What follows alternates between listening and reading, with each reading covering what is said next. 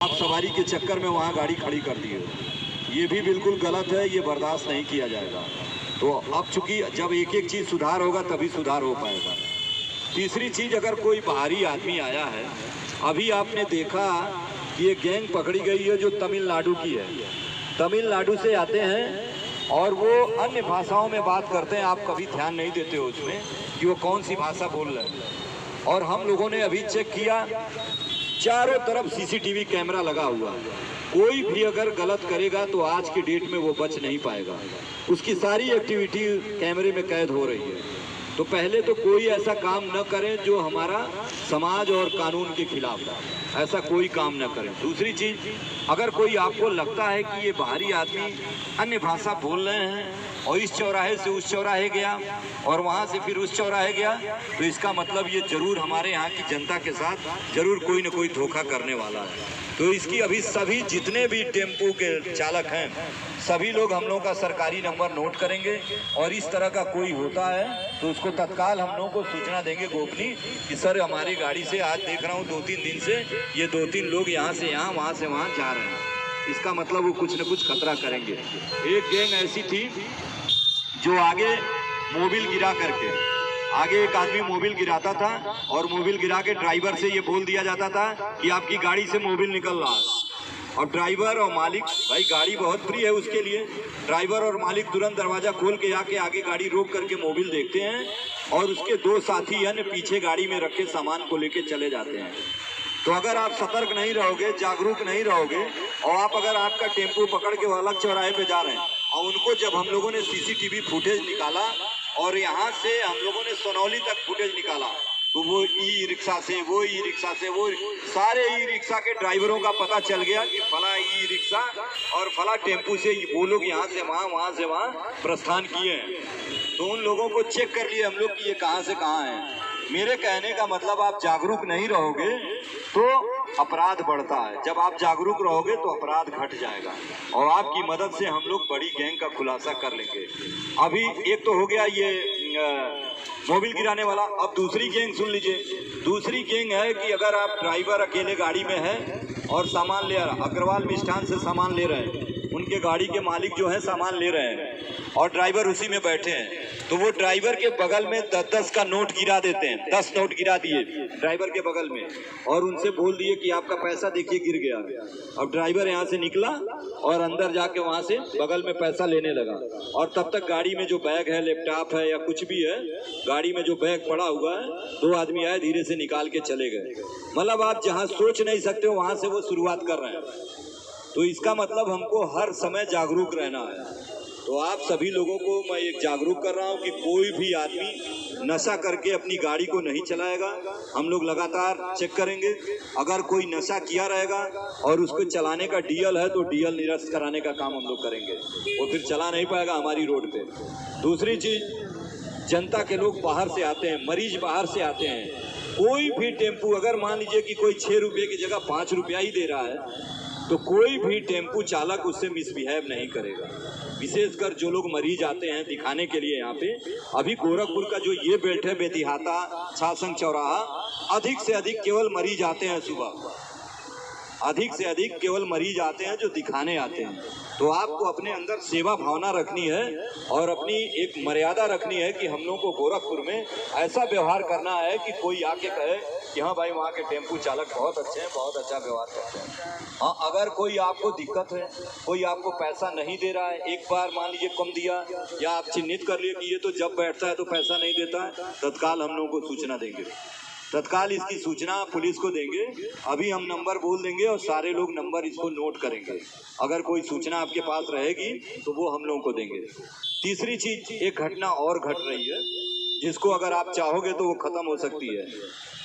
1-2 महिलाएं आती हैं बाहर से, वो इस टेम्पू में बैठती हैं और बगल में कोई महिला है, खरीदारी करके आ गई, सोने चांदी की दुकान से निकली है और वो बैग में, अपने बैग में, अपने पर्स में सोना या कुछ अपनी बेटी को देने के लिए गहना खरीद के रखी है और वो महिला एक्सपर्ट है, वो धीरे से उसके बैग में से निकाल लेती है। जब वो महिला कोतवाली क्षेत्र में पहुंचती है, जब वो महिला शाहपुर पहुंचती है तो पता चलता है कि उसका बैग गायब है। हम लोग चिन्हित कर रहे हैं, इसमें कुछ लोग, हमको लग रहा है कि कुछ लोग मिले हुए भी हैं। तो एक तो ऐसे देखना है कि कौन ऐसी महिला है जो बार बार टेम्पू कभी इधर से कभी इधर से, इसको भी हमको चिन्हित करना है। और अगर आपको शंका हो तो जरूर मुझे बताइए कि साहब हमारे टेम्पू से ऐसे ऐसे। और वो लोग अक्सर उन्हीं को निशाना बनाते हैं, जैसे कोई सोने की दुकान से महिला लौटी, 2 महिलाएं बीच में बैठ जाएंगी। इस तरह की घटनाओं की प्रवृत्ति भी थोड़ी थोड़ी दिखाई दे रही है। तो ये भी अगर आप जागरूक रहोगे तो रुक जाएगा। और कोई भी अगर आप टेम्पू मान लो यहाँ पे खड़ा किए हो या कहीं खड़ा किए हो, तो एक दूसरे से बोलो कि हमको ऐसा नहीं खड़ा करना है कि देखने में अटपटा लगे या देखने से अगली ट्रैफिक रुक जाए, अगला कोई हमसे प्रभावित हो जाए, कोई मरीज एम्बुलेंस लेके जा रहा है तो वो प्रभावित हो जाए। हमको जो भी खड़ा करना है सिस्टम से खड़ा करना है। और सब लोग जब एक दूसरे को टोकेंगे तो एक सिस्टम बन जाएगा, व्यवस्था बन जाएगी। तो आज हम लोग आपको इसलिए जागरूक कर रहे हैं। कोई भी नशा करके गाड़ी नहीं चलाएगा। इसको सभी लोग हाथ उठाएंगे कि आज के बाद कभी नशा करके गाड़ी नहीं चलाएंगे। दूसरी चीज, किसी भी तरह टेम्पू में बाजा नहीं बजेगा। अगर आज मेरे बताने के बाद भी बाजा बजा कल को किसी के टेम्पू में जो इस रोड के हैं, तो फिर वो टेम्पू सीज होगा। आप गरीब आदमी हो, जितना आप कमाते हो, आप डेली मेहनत करके डेली खाते हो, तो मैं नहीं चाहता हूं कि कोई गरीब आदमी उससे प्रभावित हो, आप प्रभावित हो। बस आप नियम और शर्तों पे चलें, आपको कोई दिक्कत नहीं आने पाएगी। लेकिन अगर इतना बताने के बाद, इतना जागरूक करने के बाद भी आपने टेम्पू में बाजा बजाया, भोजपुरी गाना लगाया, ऐसा गाना लगाया जो समाज में हम अपने घर पे नहीं सुन सकते हैं, तो अगर हम नहीं सुन सकते, हमें बुरा लग रहा है, तो हम बाहर कैसे सुना रहे हैं?